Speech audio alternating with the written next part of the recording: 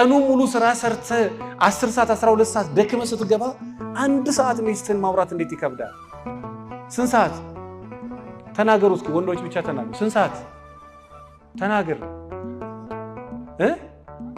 ኮስተር ብሎ 1 ሰዓት ስንት ሰዓት ቀኑ ሙሉ ሲሰራ ብሎ 1 ሰዓት ሚስቱን እንዴት ጊዜ ለሚስቱ ጊዜ ያጣል?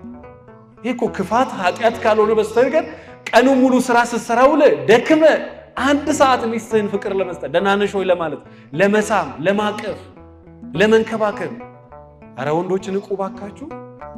ቀኑ ሙሉ ስትሰራ ብለ 24 ሰዓት አለ እኮ 24 ሰዓት ውስጥ 1 ሰዓት ለሚስት እንዴት ጊዜ ታጣል? ፍቅርን ማሰጣት የማታዳምጣት የማታደንቃት የማታበረታት አይዞሽ የማትላት እወድሻለሁ የማትላት የማታቅፋት ሴት መቼም ቢሆን ላንተ ሚስት አትሆንም። መቼም ቢሆን እንደ ወንድ አታይም። ሚዲያ ላይ የምትከታተሉ ሰዎችን በደንብ ይዩ። ፍቅርን ማሰጣት የማትንከባከባት የማትወዳት ጊዜ ማሰጣት የማታቅፋት የማስማት ስጦታ ማሰጣት። አዎ እኔ አንድ ሴት እንደዚህ ብዬ ሳስተም አይ ጸጋዬ እሱ ቀርቶ ነው ሰላም በሰጠኝ አለች። የኔ ባል አንተ ስለመንከባከብ ታወራለህ፣ አበባ ስለመስጠት በአበባው የቀጠቀጠ መከራ ሳይ እንደ መጥረጊያ ነው የሚጠቀመው አለች። እሱ መንከባከቡ ቀርቶ ሰላም በሰጠኝ። እዚህ ውስጥ ይሄ እንደዚህ አይነት ወንዶች ካላችሁ መጀመሪያ አስማ። የማትንከባከባት የማትወዳት ጊዜ ማሰጣት በርቺ ማይስተራት አይዞሽ ማተራት መቼም ቢሆን እንደ ወንድ አታይ።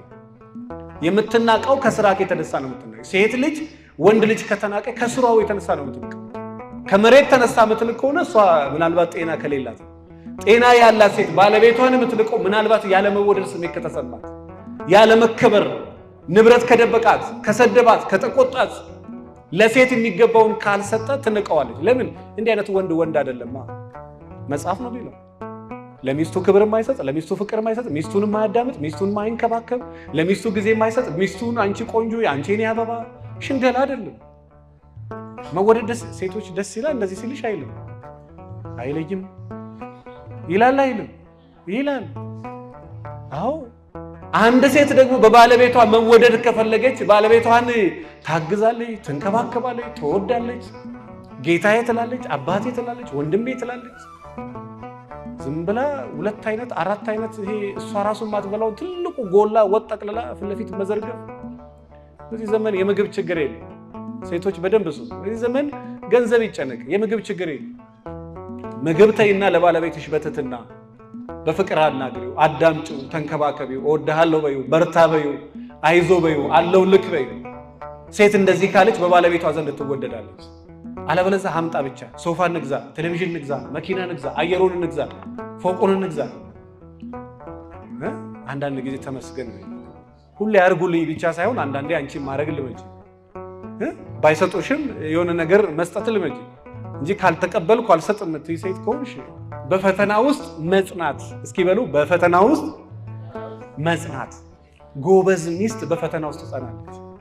ባለቤቷ ነጭናጫ፣ ባለቤቷ ተናጋሪ፣ ባለቤቷ ተቆጪ፣ ባለቤቷ ጤና ባጣ ጊዜ፣ ገንዘብ ባጣ ጊዜ ጸንታ ትቆማለች። ባህሪው ሲቀያየር ምናልባት የጫና መብዛት ነው፣ የውጥረት መብዛት ነው፣ የድካም መብዛት ነው ብላ ጸንታ ከባለቤቷ ጋር ትቆማለች። ጎበዝ ወንድም በመከራ ውስጥ ጸንቶ ከሚስቱ ጋር ይቆማል። ቤተሰብ ጣልቃ ሲገባ፣ ትዳሩ ሲበጠበጥ፣ ቤታቸው ሲበጠ እንፋታ ሳይሆን እግዚአብሔርን እንጠይቅ። ማንን እንጠይቅ? ማንን እንጠይቅ? አዎ እግዚአብሔርን ደግሞ ይጠይቃሉ። እግዚአብሔር ደግሞ ያስተካክልላቸው። ምናልባት ተስለን ያላስገባ ነው አለ። ምናልባት እግዚአብሔርን በኃጢአት አሳዝነ ነው ይሆናል ብላ ከባለቤቷ ጋር በመከራ ጠንካራ ሴት እንዲያነስ ሴት ነው። ትንሽ ስትፈተና ስትንገዳገድ ንቀቷ የሚመጣ ከዛን አንተ ገንዘብ መለሰ ሲል መለስ የምትል እቺ ሴት አይደለች።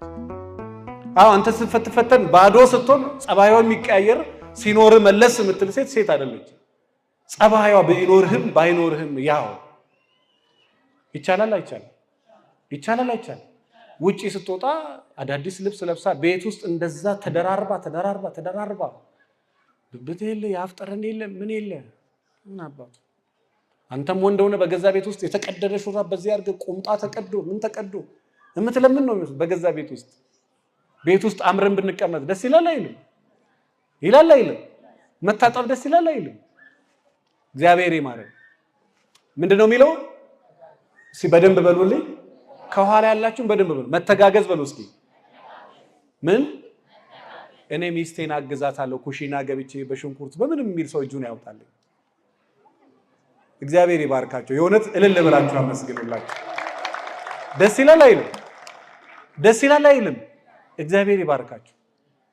የተባረከ ወንድ ነው ሚስቱን የሚያግዛት። እስኪ ባለቤቴን አግዘዋለሁ ወጥቼ የምትይ ሴት ኧረ አንድ ሰው እንኳን አውጡ። ባለቤቷን የምታግዝ ሴት የለችም? እግዚአብሔር ይባርክሽ። አመስግኑላቸው እነሱ ነው። መተጋገዝ ደስ ይላል አይልም? ይላል አይልም? ባል ገብቶ ሚስቱን ደክሟት ሊሆን ይችላል ብሎ ልጅ ሲቀበላት ደስ ይላል አይልም? ኩሽና ገብቶ ሲያግዛት ደስ ይላል አይልም? ሊጥ ሲያቦካ እንጀራ ሲጋግር ሚስቱን ሲያረስ ሰምታችሁ አልሰማችሁ? ደስ ይላል አይልም? ወገኖቼ ይሄ ነውር አይደለም። መተጋገዝ መጽሐፍ ቅዱሳዊ ነው። ሚስት ባለቤቷን ማገዝ የተጋቡበት ትልቁ ዓላማ ገብተ ሚስትን ልታግዛት ነው። የሆነ ነገር ተሸክማ ስታይ ተቀበላት፣ አደራህም። የሆነ ነገር ሲሸከም ተቀበዩ። ይሄ ዘመናችን እየተበላሸ ነው። አባት ለልጁ እየደከመ የ60 ዓመት የ50 ዓመት የ40 ዓመት ትልቅ አባት ከውጭ ሲገባ የ9 ዓመት ልጅ ከመሬት አይነሳ። ልክ ነው ትላላችሁ? እንኳን እሱ የ40 ዓመቷ ሴት ባለቤቴ መጣ ብላ ብትነሳ ደስ ይላል አይልም? ሚስት ከውጭ ስትገባ ኖር ብትባል ደስ ይላል አይልም? ባለፈው ወር ተመረናል ስለ ስነ ምግባር፣ ስለ ልጅ አስተዳደግ፣ ስለ አመጋገብ፣ ስለ አለባበስ ስነ ምግባር ተምለናል። እንግዲህ የደብሩ ቴሌግራም ቻናል ካለ እዛ ላይ ገብታችሁ እዩ። በነገራችን ላይ እንዳትሄዱ መጨረሻ ላይ በመጽሐፍ ቅዱስ በኦሪትና በአዲስ ኪዳን ያሉ 30 ጥቅሶች አምጥቼላችኋለሁ። በኋላ ፎቶ አንስታችሁ ነው የምትሄዱት። ወንድሞቻችንም ቴሌግራም ቻናላቸውም ላይ አለ፣ እዚህም ፎቶ አስነ። አባት ከውጪ ሲገባ ልጅ ብድጉ አባዬ ቢል ደስ ይላል አይልም? ይሄን ስነ ስርዓት ካላስተማርክ ምን ልጅ ወለድክ? ልጅ አንተ ቁጭ ብለህ ባለቤት ብቻዋን ስትለፋ የ10 ዓመት ተነስታ ማገዝ ትችላለች? አትችልም። ስለዚህ ይሄን ቀድማችሁ ተነጋገሩ። ትዳር መተጋገዝ ነው። እስኪ በሉ ትዳር መተጋገዝ ነው። ምን መባባል ነው? እሱ ለብቻ ምን አለበት? እሷ ለብቻ ምን አለበት? አንዱ እየደከመ አንዱ እየሞተ አንዱ ትከሻ ላይ፣ ይሄማ ግፍ ነው። መተጋገዝ እሱ ብቻውን ምንድነው እዳው? አንቺም አግዢ፣ በሐሳብ አግዢ፣ በገንዘብ አግዢ፣ በጉልበት አግዢ፣ በአስተያየት አግዢ፣ አግዛት በሐሳብ በምን እንደሷም ወልደ ማማጥ ባትችል እንኳን መውለድ ባትችል እንኳን ከሷ ጎን ለመቆም ሞክር። ከዛ ቀጭሮ ደግሞ በጋራ መጸለይ። በጋራ ምን ማለት? ፈተና ከቤታችሁ ማራቅ ከፈለጋችሁ ባል ጎንበስ በልና ከሚስት ጋር ጸልይ። ከሚስት ጋር ማንም ይበላል፣ ከሚስት ጋር ማንም ይተኛል። ከሚስት ጋር የሚጸልይ ጠንካራ ወንድ፣ ጠንካራ ሴት ናት። ደክሟትም እንደው ግብስብሱንም ሁሉንም ወደ ጓዳ ትታ ቆማ ከባለቤቷ ጋር እግዚአብሔር ሆይ በሰላም ያዋልከን፣ ክብር ምስጋና ይግባ፣ ሀገሬን ሰላም፣ ልጆቼን ሰላም፣ ትዳሬን ባርከው፣ አንደበቴን፣ ድርጅታችንን አስፋልን፣ ስራችንን አስፋልን፣ ንግግራችን አጣፍ፣ ከምቀኛውም ከተንኮለኛውም ከሸረኛውም ሰው ጠብቀን፣ የዓለምን ሕዝብ ሁሉ ባርክ፣ ሀገራችንን ዓለምን ሁሉ ባርክ፣ እኛንም ባርከን። መባረክ ነው አይደለም? ደስ ይላል አይልም? ከባለቤቷ ጋር በጸሎት ምትኩ። ሶስተኛ ወገን ጣልቃ ገብና ጣልቃ ለማስገባት ሶስተኛ ወገን እግዚአብሔር መንፈስ ቅዱስ ብቻ ነው በባልና በሚስት መካከል መሆን ያለበት። አማካሪ እንኳን ካልባሰ በስተቀር አያስፈልግም። የሚያማክራችሁ እግዚአብሔር ነው መሆን ያለበት። ማን ነው መሆን ያለበት? ማን ነው መሆን ያለበት? ነገር ግን ከአቅም በላይ ከሆነ እግዚአብሔር ከፈቀደ ምናልባት ወደ ትልቅ ሽማግሌዎች ወደ ሙያተኞች ሄዳችሁ ብትማከሩ በራሱ ችግር የለም። መጀመሪያ ግን ሶስተኛ